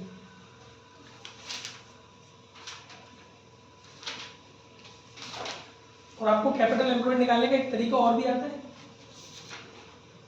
देखो सुनो इधर देखो, अभी क्या बोला हमने, सुन लेते, हमने क्या बोला, share holder fund plus non current liability is equal to capital employed. तो अगर मुझे असेट्स अप्रोच से कैपिटल एम्प्लॉयड निकालना हो तो total of assets minus current liability, और समराइज करूं तो total of non current assets plus working capital, क्योंकि current assets minus current liability. ये सब फॉर्मूले हैं, लॉजिक से बने, कोई बड़े फॉर्मूले नहीं। बैलेंस शीट समझ में आ रहा है अच्छे से, बात समझ में आ रही है? Non current assets plus working capital, तो भी आपका कैपिटल एम्प्लॉयड आ जाएगा, बचा हुआ हिस्सा, या फिर total of assets minus current liability, बचा हुआ हिस्सा आ जाएगा। ये असेट साइड अप्रोच से। और लायबिलिटी साइड अप्रोच से जाना चाहते हो तो आप ऐसे कर सकते हो कि कैपिटल एम्प्लॉयड निकाल रहे हो तो कैपिटल एम्प्लॉयड के अंदर दो चीजें हैं आपकी, equity plus non current long. अभी लॉन्ग टर्म प्रोविजन के बारे में एक बात सुन लो जल्दी से। Long term provision are also shown in the balance sheet under non current liability. ये आपको long term provisions non current liability के अंदर मिलते हैं and include liabilities such as, कौन कौन सी मेजरली आती है चीजें, प्रोविजन फॉर ग्रेच्युटी, ग्रेच्युटी मैंने बता दिया ना, डेथ कम रिटायरमेंट ग्रेच्युटी होती है ये जब मिलती है, जब ये सब रिटायरमेंट बेनिफिट्स होते हैं, तो इसके लिए हमें प्रोविजन करना पड़ता है, क्योंकि जब वो रिटायर हो गए एम्प्लॉय तो कहां से देंगे, जब आप रिटायर हो गए फंड मांगोगे ना मेरे ऐसे पुराने एम्प्लॉय हो तो अब आपको मैं कहां से दूंगा, तो ये सब चीजें रहती हैं। लीव इनकैशमेंट, इसीलिए ये जो ग्रेच्युटी होती है ना, ये इंटरनल इसीलिए नहीं होती क्योंकि ये मालिक मतलब ये शेयर होल्डरों के नहीं है, ये तो हमारे जो एम्प्लॉय हैं उनके लिए हमने बनाए हैं, इसीलिए इनको एक्सटर्नल लायबिलिटी का पार्ट माना जाता है कि जब वो रिटायर होते जाएंगे तब तक हमें उनको देने हैं। Leave encashment payable on retirement, ये भी मैं आपको बता चुका था पहले, जब आप छुट्टी करते हैं तो छुट्टी आपको मिलती है हर कंपनी में, एमएनसीज वगैरह जो भी होती हैं उनमें आप कुछ पेड लीव्स होती हैं, मतलब जिनका आप छुट्टी करते हैं वो पैसा नहीं कटता, बट अगर आप उन पे भी आते हैं तो बाद में आपको उनका इनकैशमेंट मिलता है, तो उसको हम देंगे कहां से, जब तक हमने उनके प्रोविजंस नहीं किए होंगे बीइंग का कंपनी, तो ये हमारी लायबिलिटी का पार्ट हो जाएगा। ठीक है, अभी देखिए इसका वो समझना है। हाई, वैसे आइडियल दिया है इसमें, यस आइडियल है 2:1, यानी आपके लॉन्ग टर्म डेब्ट है। देखो हमें आइडियल जो भी सोचना होता है ना वो कंपनी के प्रोस्पेक्टिव से सोचना होता है, ना कि सामने वाले के प्रोस्पेक्टिव से। तो हम तो यही चाहेंगे ना कि हमारे पे डेब्ट ज्यादा हो और हमारी इक्विटी कम। क्यों? जितनी इक्विटी बढ़ाओगी ना उतना ही प्रॉफिट कम हो जाएगा पार्टनर का। जब काम डेब्ट से चल सकता है, इक्विटी क्यों लेते हैं, इक्विटी क्यों बढ़ाते हैं, पार्टनर बनाओ, कैपिटल अरेंज करो, कैपिटल तो डेब्ट, फंड तो डेब्ट से भी अरेंज हो जाएगा और उस पर एक परसेंटेज देना पड़ेगा इंटरेस्ट का ओनली बोरिंग्स पर, तो वो देके फ्री हो गए। लेकिन प्रॉफिट उसमें तो प्रॉफिट देना पड़ेगा पार्टनर्स में, तो जो बोर्ड ऑफ डायरेक्टर्स होते हैं वो कोशिश करते हैं कम से कम इक्विटी यूज हो। तो इसीलिए साउंड है हमारा डेब्ट टू इक्विटी रेशियो, जब साउंड है जब हमारे डेब्ट ज़्यादा हो तो वो और इक्विटी हमारी कम है। लेकिन अब इसमें इसके इंप्रेशंस भी देख लेते हैं। A high debt to equity ratio mean that enterprise is depending more on long term borrowings as against shareholder fund। Shareholder कम ले रहे हैं वो लोग और जितना ज्यादा आपका आएगा, मान लो 3 आ गया 4 आ गया, मतलब हम ज्यादा से ज्यादा हमारी डिपेंडेंसी कहाँ पे है, बोरोइंग्स पर है। ठीक है, इनफैक्ट लेंडर्स, तो इसमें रिस्क पर कौन है, लेंडर सामने वाला, वो दिए जा रहा हमें कल को पहले तो पहलेगा जी, तो हम पहले तो वही तो पहले सबसे पहले तो। In fact lenders are at higher risk, lender जो हमें पैसा दे रहा है, and have lower safety cover. उसका जितना ज्यादा हमारी फर्म का डेब्ट टू इक्विटी रेशियो है उतना मतलब हम तो बटोर रहे हैं, तो उनके रिस्क कवर कम है क्योंकि लॉन्ग टर्म है ना ये। अच्छा, on the other and low डेब्ट टू इक्विटी रेशियो मीन, तो मतलब ये देखो ये इसने लेंडर के प्रोस्पेक्टिव से क्यों इसने कमेंट किया है, क्योंकि ये है तो टूल ही ना, और यूजर को ही तो देखना है इसको। जब तक यूजर इस टूल से इंटरप्रिटेशन नहीं करेंगे तब तक वो कैसे कंपनी में पैसा लगाएंगे।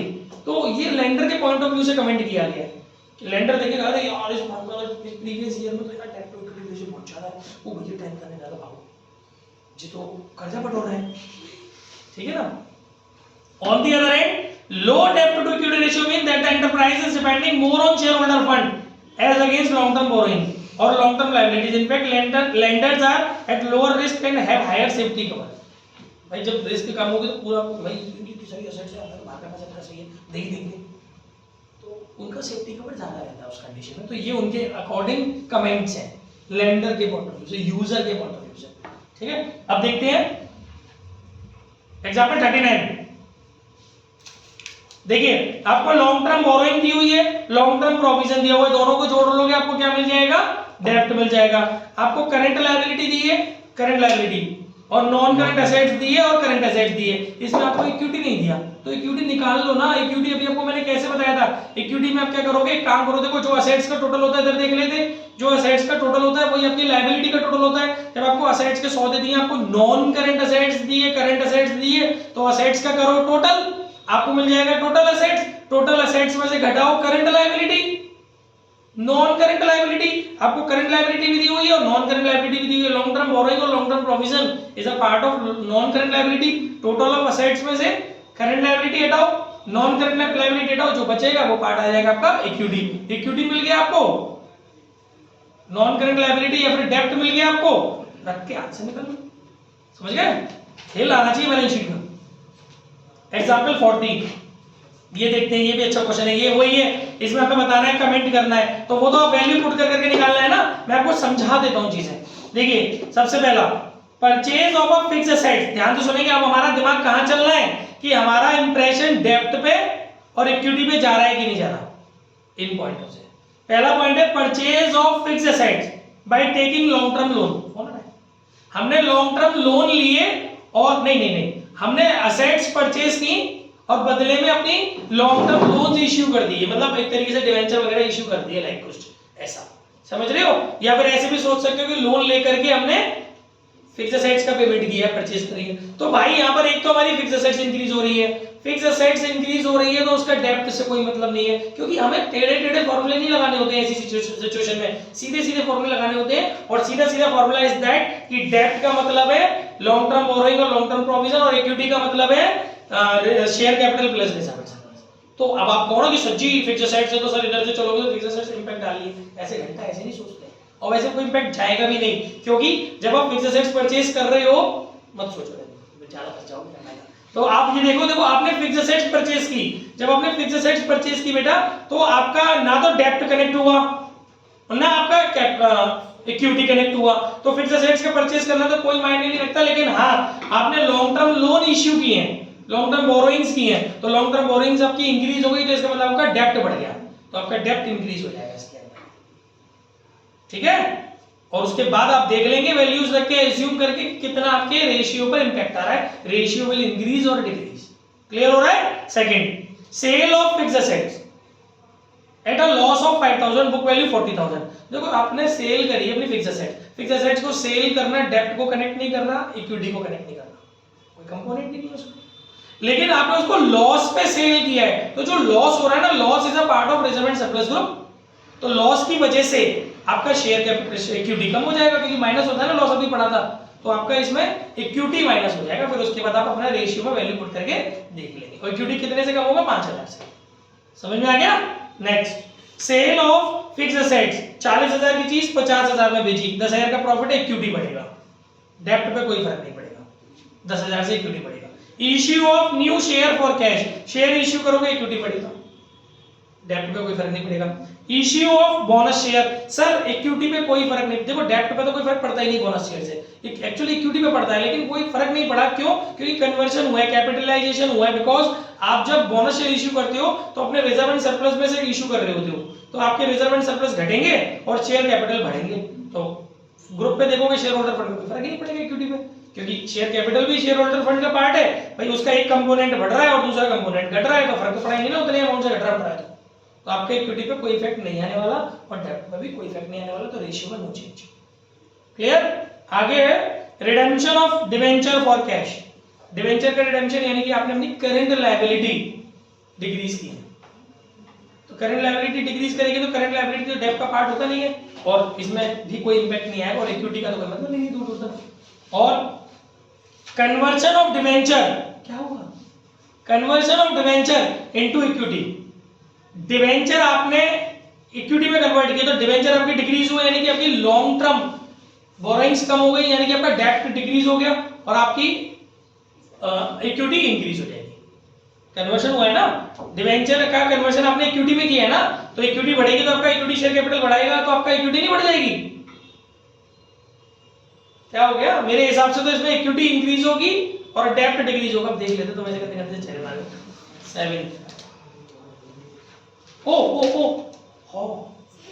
सॉरी माय मिस्टेक, बहुत जल्दीबाजी कर दी थोड़ी सी, थोड़ा रिलैक्स हो गया ना इसलिए थोड़ा सोचा नहीं मैं ज्यादा। देखिए भाई अभी आप यार जब कन्वर्जन कर रहे हो तो कन्वर्जन एक्चुअली कन्वर्जन है कि आपके कोर्स में नहीं है, चैप्टर आरओडी में है ये टॉपिक, रिडेम्पशन ऑफ डिवेंचर में। वो तो मेरे ख्याल से बुक में भी नहीं आया चैप्टर, आपकी पहले की बुक्स में था, आया? तो पहले की बुक्स में होता था बेटा आरओडी रिडेम्पशन ऑफ डिवेंचर। एक्चुअली जब हम रिडेम्पशन ऑफ डिवेंचर करते हैं तो हमारे पास बहुत सारे मेथड्स होते हैं, out of capital, out of profits, तो एक मेथड होता है आउट ऑफ सिंकिंग फंड, एक मेथड होता है हमारा कन्वर्शन मेथड। तो वहां हम समझते हैं इस चीज को, जब हम कन्वर्जन कर रहे हैं इसका मतलब हम लोग बात कर रहे हैं रिडेम्पशन ऑफ डिवेंचर की, और रिडेम्पशन ऑफ डिवेंचर की बात हो रही है तो इसका मतलब हमारी करंट लायबिलिटी डिक्रीज होगी, तो हमारी लॉन्ग टर्म बोरोइंग्स पे कोई इंपैक्ट नहीं आएगा, हाँ हमारी इक्विटी बढ़ जाएगी। ठीक है? और डिक्लेरेशन ऑफ फाइनल डिविडेंड, तो देखो जब आप फाइनल डिविडेंड को डिक्लेयर कर रहे हो तो अब इसका मतलब है कि डिक्लेयर करते हो तो आप रिजर्व वगैरह में से तो करोगे, तो एक तो आपकी रिजर्व कम हो जाएगी यानी आपकी इक्विटी कम हो जाएगी, और आपका डिक्लेयर कर दिया तो डिविडेंड आपने अभी डिक्लेयर किया पे नहीं किया है, तो आपका मेरे ख्याल से लॉन्ग टर्म बोरोइंग्स यानी डेब्ट बढ़ जाए, नहीं करंट लायबिलिटी बढ़ेगी, करंट लायबिलिटी पे कोई इंपैक्ट नहीं जाएगा, करंट लायबिलिटी का डेब्ट से कोई मतलब नहीं है, तो यहाँ पर आपकी इक्विटी कम हो जाएगी। चेक कर लो या total share holder fund have been decreased और उस पे लॉन्ग टर्म पे अनचेंज रहेगा। आगे समझ में नहीं आया? आगे देखो इलस्ट्रेशन 42 सेल्फ करना है। अब देखिए नेक्स्ट है आपका टोटल असेट्स टू डेब्ट रेशियो, टोटल असेट्स टू डेब्ट रेशियो। इसमें लिखा है टोटल असेट्स टू डेब्ट रेशियो, देखिए सुन लो है बात नहीं करो, टोटल असेट्स टू डेब्ट रेशियो, इसमें इनके नाम से पता चल रहा है, ऊपर टोटल असेट्स नीचे डेब्ट, तो टोटल असेट्स टू डेब्ट ratio relationship between total assets and long term डेब्ट।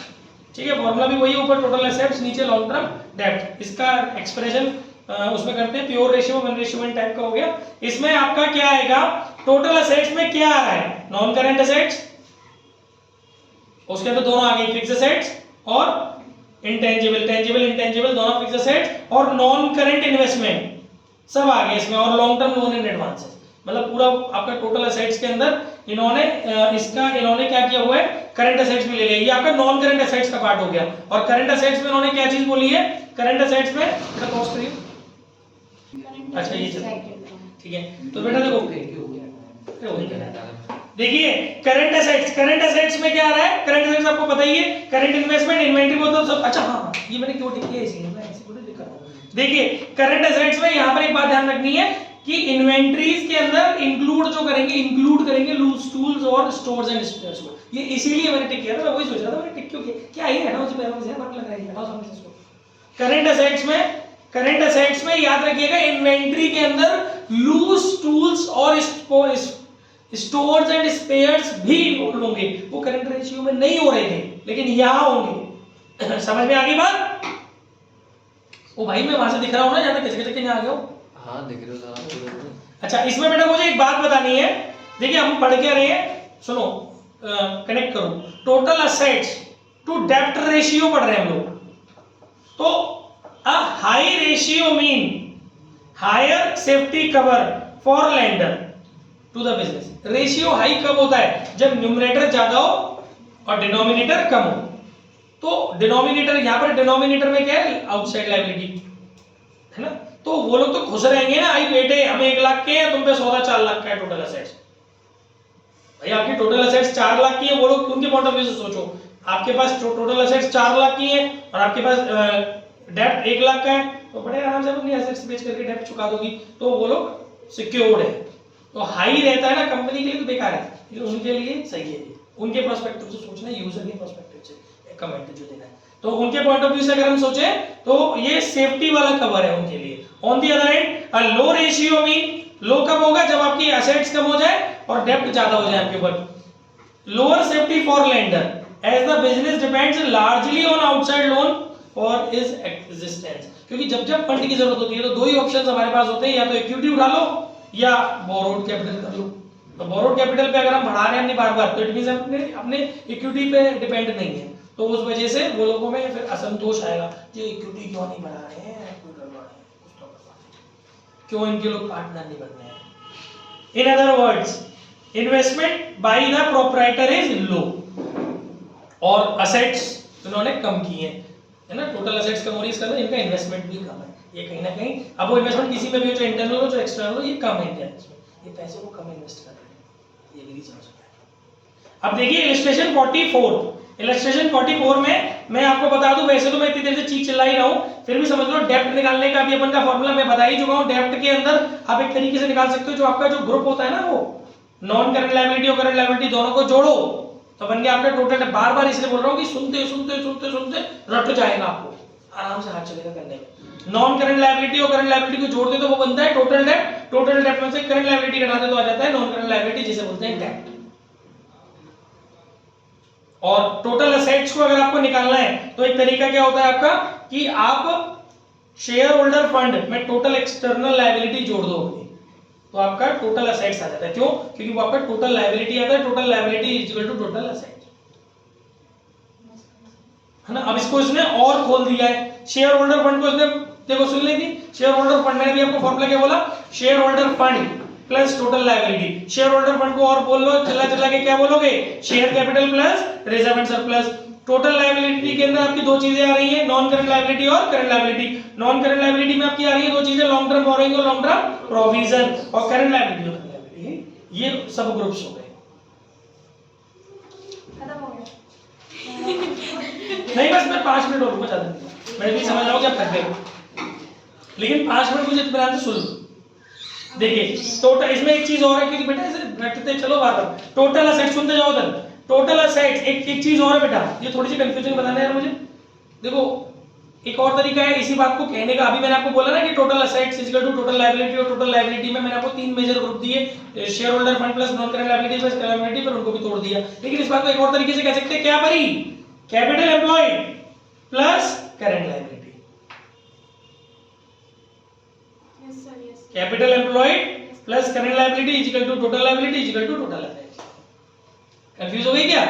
कैपिटल एम्प्लॉयड में दो चीजें बताई थी मैंने, चुपके चुपके से दो ग्रुप बगल बगल के, share holder fund plus non current liability is equal to capital employed, और कैपिटल एम्प्लॉयड में तीसरा भैया जोड़ दे करंट लायबिलिटी, बैलेंस शीट बना लो।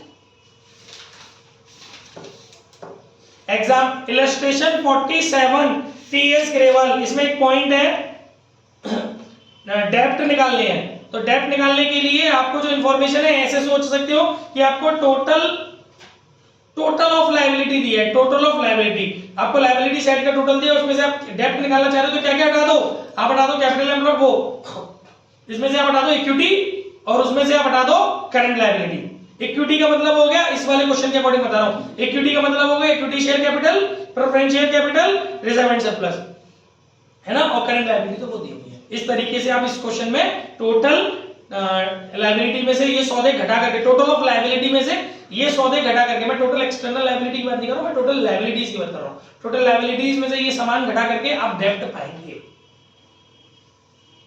इलस्ट्रेशन 49, इलस्ट्रेशन 49 के अंदर आपको